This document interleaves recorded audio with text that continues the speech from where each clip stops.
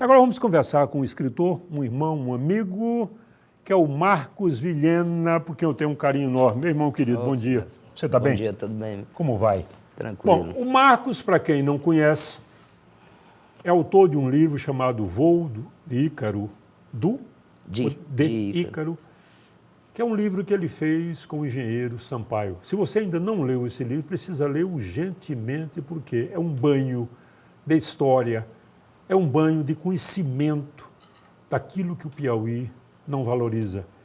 Esse engenheiro Sampaio era um visionário, mas um empreendedor com enorme capacidade de fazer coisas grandiosas para o Piauí.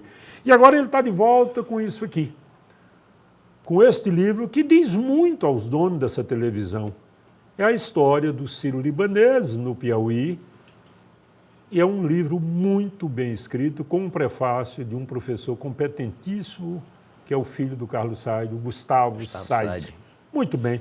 Agora, Marco, me diz uma coisa, como é que nasceu a ideia de fazer esse livro? Você também é árabe, tem alguma coisa? Não sou árabe, não, mas eu tinha um interesse muito grande, eu até contei isso, porque eu fiz o lançamento no Instituto Dom Barreto, né? Sim. Lá o professor Marcílio, quem de fato me incentivou a fazer isso, há muito tempo, quando eu estava concluindo o curso, né?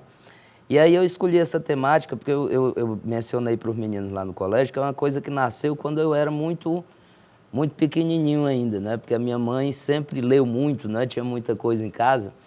E a gente, assim, a única lembrança que eu tinha dessa casa lá que a gente vivia era uma estante bem grande, onde tinha aquelas coleções, tinha aquele vendedor de coleção antigamente, né? Tesouros da Juventude. Tesouros da Juventude com TH, né? Delta La Russo, né? Até o Jânio Quadro com a coleção de português dele. Aí a gente tinha, quando eu não lembro que idade eu tinha, uns 8 anos, e meu irmão era um pouco mais novo que eu, passou aquela novela Saramandaia. Tinha um homem que saia a formiga do nariz de um, e o outro morria. E o meu irmão começou a ter pesadelo de noite, e eu também, a gente sem conseguir dormir, minha mãe proibiu de ver televisão. E eu nunca consegui dormir muito cedo. Eu comecei a pegar aqueles livros ali daquela estante. E minha avó, Nenê Vilhena, também escritora, minha avó viu aquele negócio, 3 em 3 dias eu puxava um livro dali daquela estante. E ela me fez uma recomendação, que é uma recomendação que serviu ao contrário, porque ela chega para mim e diz assim, olha, você está pegando esses livros, tem uns bons, mas não leia agora esses livros vermelhos que tem aí embaixo, que era uma coleção do Jorge Amado. Sim. Isso para o menino de 8 anos, tem muita saliência, é mesmo que mandar ler, tem muita saliência. Tem muita saliência nisso. E aí a gente pega a obra do Jorge Amado, eu acho que tirando aquele Subterrâneo da Liberdade, né? Que ele relata ali aquela prisão dele na Era Vargas. Também do Partidão, não é? Os Subterrâneos da Liberdade e, se eu não me engano, o Fardão, que é aquela crítica que ele faz à Academia Brasileira.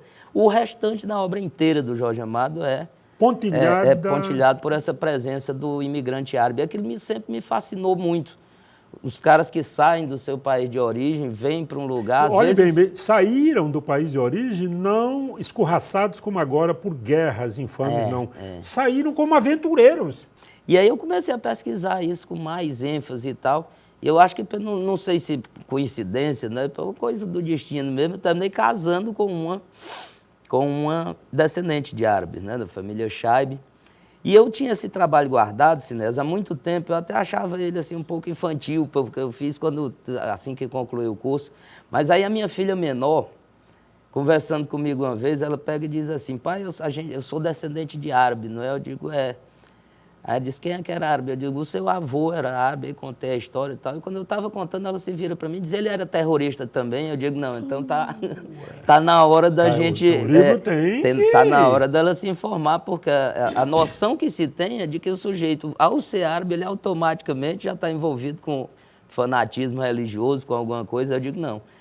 Esqueceram, né? Essa geração mais jovem, ela já está tão bem integrada que ela termina esquecendo que é descendente de árabes. Alguns alunos meus nem sabiam o engenheiro Sampaio, porque quando ele veio para cá, para o Brasil, voltando já da Europa, né, a primeira experiência que vai existir no Piauí de uma tentativa de inserção de imigrantes vai ser com o Sampaio. Ele traz 40 famílias de imigrantes.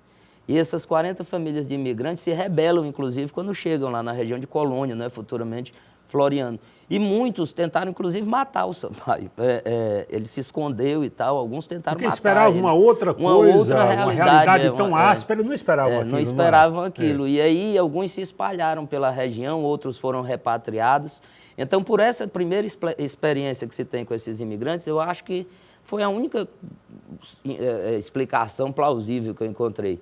Que mais tarde, quando chega aquele outro imigrante, já existia aquela referência, né, do italiano, do carcamano, e eles passam a identificar o estrangeiro como carcamano. Como sendo carcamano, quer dizer, é estrangeiro, carcamano. Ademais, como ninguém sabia qual era o sentido da palavra aqui carcamano, não sabia. Aqui serviria bem, não é? Era um rótulo que servia para todo mundo, um carimbo. Estrangeiro. Agora, uma outra coisa que o Marco diz é que eles eram chamados de lagartas, porque... Como o piauiense não comia folhas, e isso é verdade, aqui mesmo, na tua geração, começaram a comer folha na tua geração. Piauiense não comia absolutamente alface, esse tipo de coisa. Era abóbora, chuchu, uma batata doce, nada além disso, Marco. Então, comer folha, que trem esquisito, né? Eles trazem isso para cá, para o Brasil, mudam esses hábitos de alimentação todos daqui. Na verdade, não é só essa questão alimentar também, porque eu também fiz uma ligação com a Península Ibérica também, né? Porque, na verdade, não é uma coisa nova, é uma espécie de reencontro, porque os árabes estiveram 800 anos na Península Ibérica. Não é pouco tempo. Gilberto Freire, no Casa Grande Senzala, né?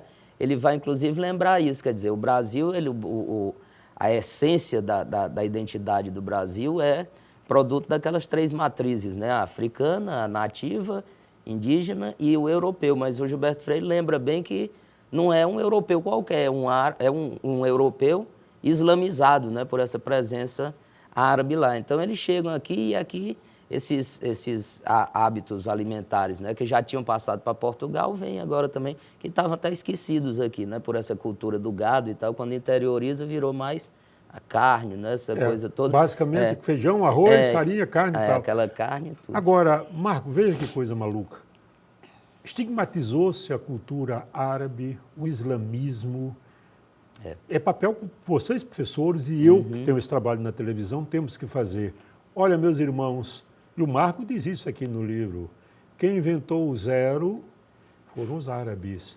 E os números arábicos, sem isso, a matemática moderna não existiria e a ciência estaria profundamente comprometida. É isso, Marco? O artigo AL, né? O artigo masculino AL. Quando você encontrar álgebra, alambique, alicate, alfazema, tudo isso é árabe. A química, a alquimia, né? Que nasce dos alquimistas e tal. O açude, que é tão tradicional do Nordeste, o algodão, é árabe. O canto do vaqueiro aqui, que é aquele canto que ele vai da boiada e tal, é árabe. Ele vem de lá porque eles faziam as caravanas no deserto.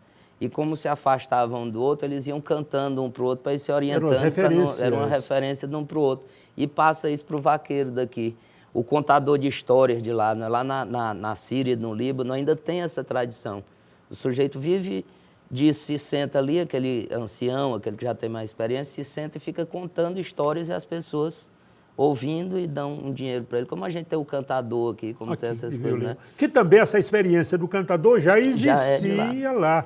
Muito cuidado com esse negócio de a literatura de cordel é autenticamente nordestina, uma ova. Essa literatura existiu na Europa inteira e, segundo os pesquisadores, a origem dela também é árabe. Os poetas que cantavam os seus versos, depois vendendo em folha solta nas praças, nas igrejas e tal. Em síntese, o livro do Marco, além de ser muito bem escrito, o Marco vem de uma linhagem. Tu falou avó, era tua bisavó. Rapaz. A Neném Vilhena era bisavó do Marcos, era uma cidadã que foi professora de meio mundo em Teresina, todos os grandes intelectuais de Teresina foram alunos da Neném Vilhena, é filho da Graça, que para o meu gosto é a figura mais representativa da poesia piauiense hoje, e o Marco não faz poesia porque não quer, mas escreve muito bem, é um professor de história, tem um livrão de história desse tamanho para o Enem, aquilo levou um tempão para ser feito, hein, menino? Levou um tempão e aí eu fiz o livro para o Enem e agora já estão falando uma reforma do ensino, quer dizer, eu vou esperar a reforma, se tiver mesmo, para fazer outro. Agora, Marco, essa brincadeira de ficar fazendo, cada governo que entra descobre a pólvora, Cada governo que entra quer deixar a sua marca. Isso em educação não funcionou nunca em nenhum lugar do mundo. E o pior é que entra, faz a reforma e quando sai os números são piores do que os indicativos. Os indicadores são piores do que o que... Anota aí uma coisa, por favor, no teu caderninho aí. O nome disso é Síndrome de Deus. O mundo começa no dia que eu tomo posse e termina no dia que eu saio. Isso é a coisa mais abjeta, mais antirrepublicana que existe. Não há continuidade nos projetos. Cada um em educação, essas experiências, Marco, não costumam dar certo, não. E o investimento em educação, acho que nem interessa para esse tipo de pensamento político que a gente tem, porque um investimento sério em educação, ele demora 30 anos para ter resultado, né? E aí, no Brasil, se tenta fazer uma reforma de educação, mexendo na educação de cima para baixo. Para funcionar quando?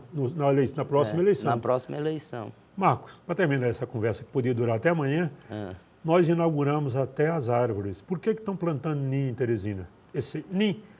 Porque é uma árvore que o prefeito planta no começo do mandato, quando chega no final, a árvore está do tamanho desse estúdio. Agora ninguém pergunta quantos anos essa árvore vai viver. Olha, é uma alegria receber o Marco aqui, meu irmão querido. Eu espero que o seu livro tenha a necessária aceitação, tenha receptividade. Eu já recomendo.